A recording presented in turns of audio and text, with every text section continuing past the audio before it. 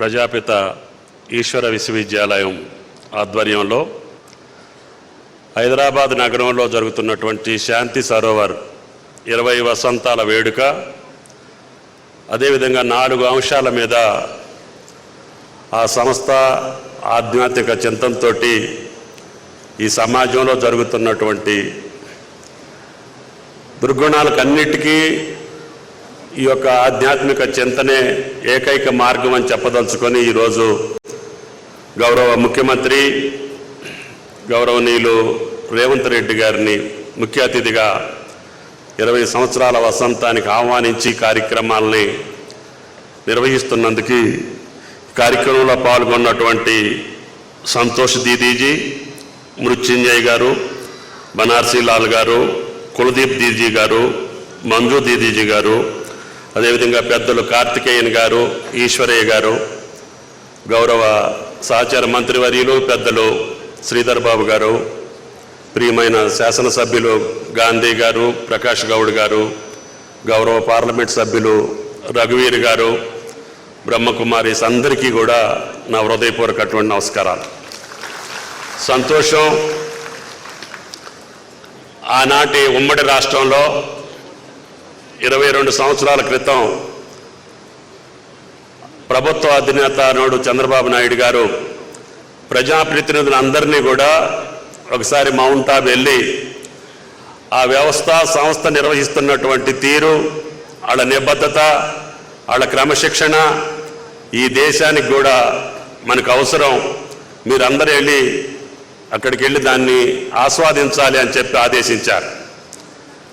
అది అయిన తర్వాత అటువంటి వ్యవస్థని హైదరాబాద్లో కూడా నెలకొల్పాలి, తప్పకుండా బ్రహ్మకుమారీస్కి ఇక్కడ కూడా మనకి మౌంట్ ఆబులో ఉన్నంత సౌకర్యాలతోటి శాంతి సరోవరాన్ని నెలకొల్పి మన రాష్ట్రానికి వన్నె తేవాలి.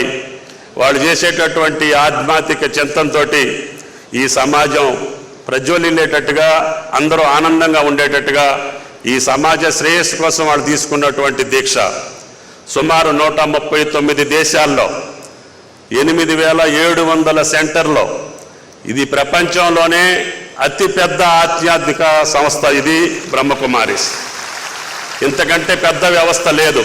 ఈ సమాజ రుగ్మతలను తొలగించడానికి ఆ సంస్థ ప్రయత్నిస్తున్నటువంటి ప్రయత్నానికి మన ప్రభుత్వం కూడా తోడుగా ఉండాలి, సహకరించాలి అని చెప్పి ఆనాడు ఈ శాంతి సరోవర్ని 20 వసంతాల క్రితం ప్రారంభించాం.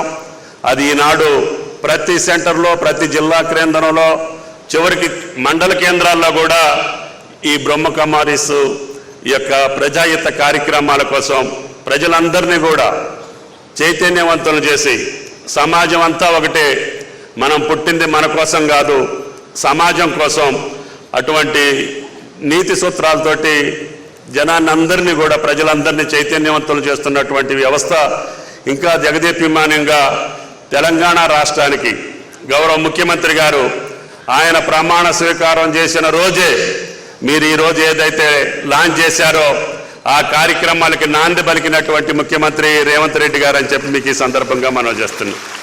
కాబట్టి ప్రభుత్వం చిత్తశుద్ధితో ఉంది.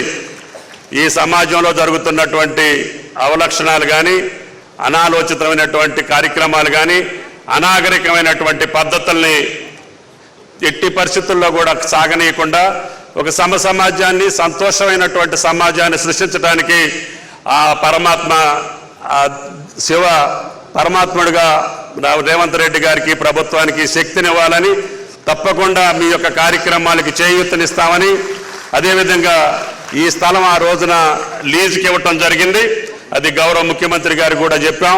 తప్పకుండా ఇటువంటి సంస్థలని, వ్యవస్థల్ని కాపాడుకునేటటువంటి బాధ్యత రేవంత్ రెడ్డి గారి ప్రభుత్వం మీద ఉన్నది అని చెప్పి కూడా ఈ సందర్భంగా మనం చేస్తున్నాం.